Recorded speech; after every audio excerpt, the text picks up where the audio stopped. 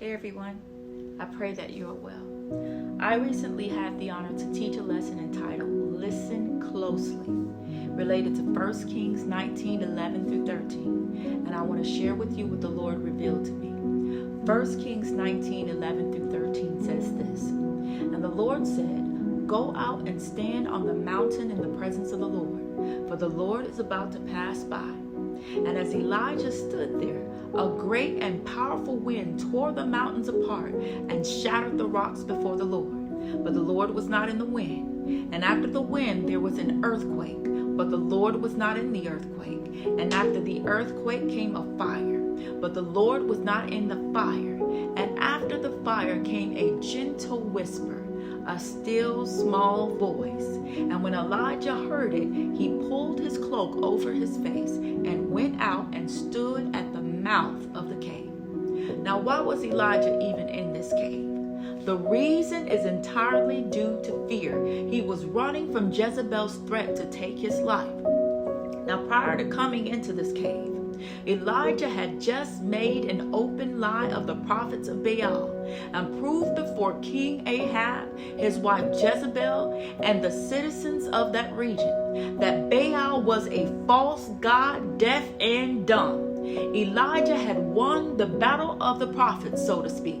But as soon as a threat was made, as soon as challenges sought to overwhelm him, Elijah asked God to take his life, went to hide inside of a cave, and ran from his calling out of frustration and fear.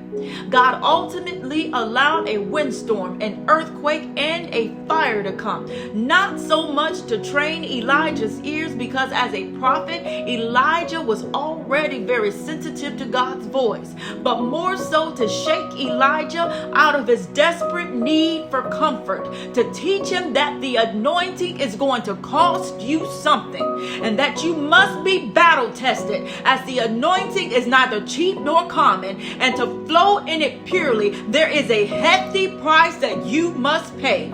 And through the elements, God taught Elijah that yes, the wind raged, but it did not destroy you.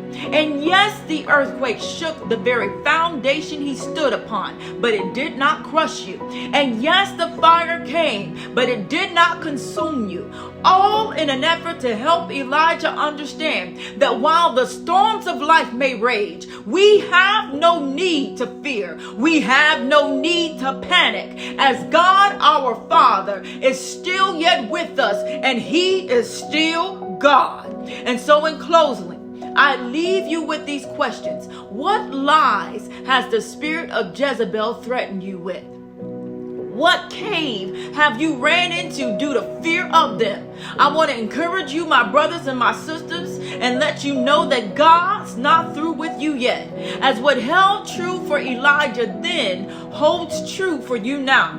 And that once he obeyed God, he received the assignment of his lifetime in appointing kings and his successor, who would set the course of not only the church, but the entire world upon his departure. And similarly, there is a call on your life, a plan and a future that terrifies the devil, that he is trying to get you to run away from and give up out of fear and frustration.